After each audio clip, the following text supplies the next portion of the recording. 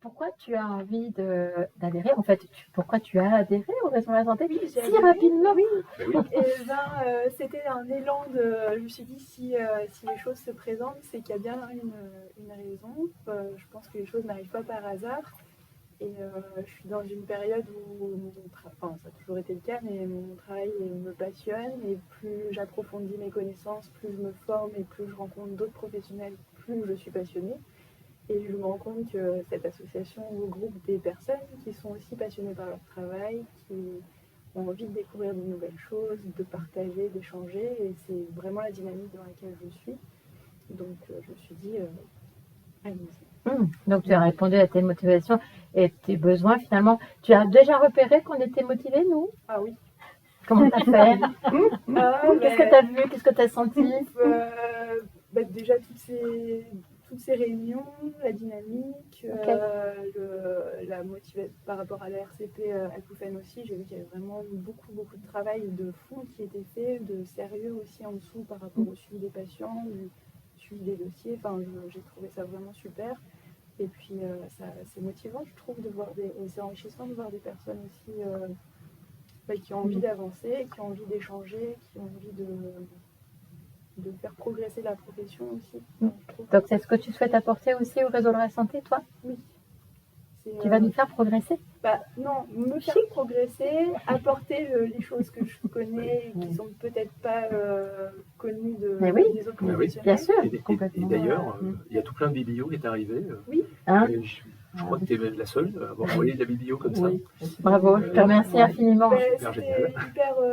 Tu as été hyper réactive. Là, je suis en train de tout relire et de faire un résumé de chaque article, prendre un peu. Je trouve ça hyper important de montrer que ce qu'on fait, c'est appuyé par quelque chose. Tout à fait. J'en ai un peu marre d'entendre parler de charlatanisme et pour les sophros, les ostéos, enfin tout ce qui n'est pas profession médicale. Et du coup, j'ai à cœur de montrer qu'on est sérieux et que ce qu'on fait, c'est pas juste de la papillothérapie ou de la. Voilà. Je trouve ça important. Ouais. En tant qu'ostéopathe, effectivement. Quelles sont les valeurs que tu reconnais? Quand je suis venue à la première la réunion une fois précédente, c'est vraiment la bienveillance qui m'a vraiment beaucoup marquée. C'est l'accueil qu'on a reçu alors qu'on arrivait un petit peu de nulle part. Et ouais, cet échange, vraiment ce partage, aucun jugement. Enfin, vraiment, très belle réunion. Enfin, c'était très agréable. Et c'est ça qui m'a aussi motivée à me dire on y va. Et après, la question, c'était qu'est-ce qui t'a amené à développer ton approche professionnelle? Je sais pas trop. C'est un peu le hasard qui a fait que, et peut-être la rencontre avec des patients, le fait de me heurter à des pathologies et des plaintes de patients où je n'avais pas les outils pour. À ce moment-là, tu étais quoi? Tu faisais quoi? Je sortais des études et je démarrais l'ostéopathie, j'étais un peu remplaçante, assistante. Et puis je voyais bien qu'il y avait des choses pour lesquelles j'avais pas les outils vraiment, où j'avais pas les connaissances. C'était une formation qui était générale, mais sur certaines choses, notamment sur la pédiatrie d'abord ça a été. Et puis en fait en pédiatrie on a été beaucoup formé en maxillofacial par le service de Robert Debray sur tout ce qui était chirurgie maxillofaciale chez les enfants. Et donc, ça m'a passionnée. Donc, le maxillofacial est entré dans ma vie. Et donc, c'est là où je me suis dit, il faut que je creuse encore ce sujet. Et donc, Ostéovox a été une grosse formation qui m'a beaucoup passionnée. Donc, si tout le monde ne connaît pas, parce que Ostéovox, c'est une formation pour la voix, enfin, donc, pour les orthophonistes et les phoniatres, je l'ai faite. Voilà. Donc, ce sera super parce qu'on va pouvoir beaucoup échanger. Donc, avec Alain Piron, et en fait c'est une approche assez particulière sur la thérapie manuelle, sur la voix, sur la mâchoire, sur la langue. Et puis donc, du coup je suis allée piocher dans d'autres formations ensuite, pas mal ouvertes aux orthophonistes aussi. Le chemin s'était progressif. Et pourquoi l'ostéopathie? Parce que tu parles de ta spécialité en tant qu'ostéopathe, mais pourquoi l'ostéopathie, tu sais? Alors, je sais pas. Je savais que je voulais faire du paramédical et la sortie du bac, je connaissais pas toutes les professions. Je pense que si, avec le recul maintenant, j'hésiterais beaucoup avec l'orthophonie. c'est un métier qui me passionne beaucoup et je pense que si je pouvais avoir la double étiquette, Il n'est pas trop tard. ouais, j'y pense. Et, Super. j'y pense sérieusement. Ah bah écoute, je t'y encourage. Bah oui, j'aimerais bien. Donc voilà. Donc, Tu pourras faire un mémoire avec moi. bah ouais, avec plaisir. Et puis la partie manuelle, là, le Ouais. fait de toucher le patient, Ah, c'est ça, passionnant. je pourrais pas m'en passer. Là. Ce serait vraiment, mais ce serait complémentaire du coup, je pense. Et tu avais été traitée toi-même par ostéopathie avant Bah, mes parents m'amenaient une fois par an, comme D'accord. ça. Ouais. Mes parents. Ah oui. Ma maman était très thérapie. Complémentaire. Donc j'ai baigné un petit peu là-dedans. Et est-ce qu'elle était dans le toucher? Ma maman ou les Oui. thérapies les Non, deux ouais. Enfin, tu vois, l'aspect tactile, quoi. Parce que Pas tant que ça. pas tant que ça. Non, pas tant que ça. C'est arrivé, c'est un peu arrivé comme ça, sans. Et Mais tu du coup, sens- c'est bien tombé. Alors, à quel public tu t'adresses? Alors, à tout le monde. En ostéo, on s'adresse à tout le monde, à tous les âges, toutes les demandes possibles et imaginables. On est devenu, par la force des choses, par l'état de la santé actuelle, des professions de première intention, un petit peu. Beaucoup de patients arrivent chez nous parce qu'ils n'ont pas trouvé d'autres solutions. Donc il faut qu'on soit très large pour pouvoir et accueillir la demande des patients et aussi savoir faire le tri, savoir si c'est de notre force compétence ou s'il faut réorienter.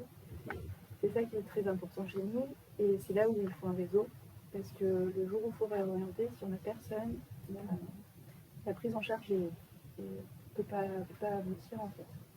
Donc c'est pour ça que je suis incapable de travailler toute seule. C'est quelque chose que j'ai jamais pu faire et dès que j'ai commencé à travailler, j'ai cherché à avoir des relais parce que on peut pas, si on veut bien soigner, j'ai encore eu des exemples ce matin avec des patients, il faut qu'on puisse réorienter, mais pour des raisons vraiment médicales importantes. Enfin, c'est pas que pour des lumbagos ou des douleurs à la cheville, parce que les patients n'ont plus de. Je sais pas, une dame n'a plus de gynécologue, et ben c'est nous qu'elle vient voir. Donc là, il faut savoir faire un diagnostic, enfin pas un diagnostic parce qu'on n'est pas médecin, mais savoir tirer la sonnette d'alarme et dire non, là, il faut réorienter, et sans réseau, ces patients sont un petit peu menés à eux-mêmes et pendant des mois errent dans des parcours de soins complètement lunaires, et donc on s'adresse à tout le monde. Après, moi, je me suis un peu plus spécialisée en pédiatrie et en maxillo, mais je reçois tout le monde. Et tu fais déjà partie d'un cabinet partagé avec d'autres Oui. collègues? Alors, je travaille sur 2 cabinets. Un cabinet où je travaille avec une podologue, où on fait beaucoup de postures ensemble. Je la connais depuis que je suis étudiante, en fait, elle m'avait prise en stage pour me former en posturologie. Et je travaille dans un autre cabinet avec des psychomotriciennes, une neuropsychologue. On a une orthophoniste qui a voulu prendre son envol. Et voilà. Et puis après, j'essaie de travailler avec d'autres professions médicales et paramédicales. Tous les jours, il y a des échanges. Ça se passe bien en fait. Tu arrives à les joindre assez facilement. Alors, il y en a, oui, très bien. Très bien.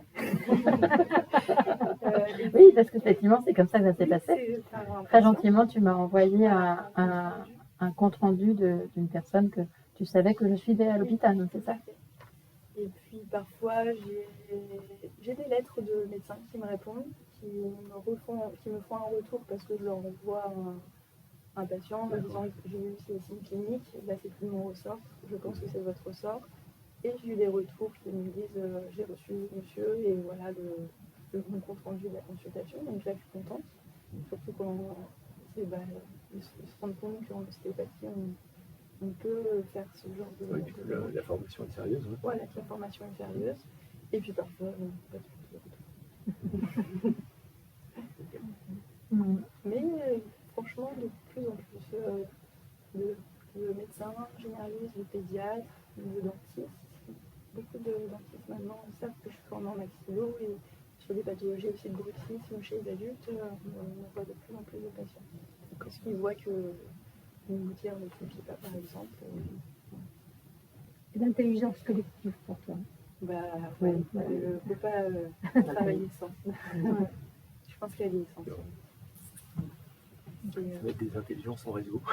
Oui, Mm. ouais. Mais je pense que c'est, enfin, pour les patients, il ne peut pas fonctionner autrement. Enfin, Bah, c'est sûr que par exemple pour les acouphènes, une équipe pluridisciplinaire, la première chose qui nous renvoie, c'est vous travaillez ensemble, vous vous parlez, c'est super.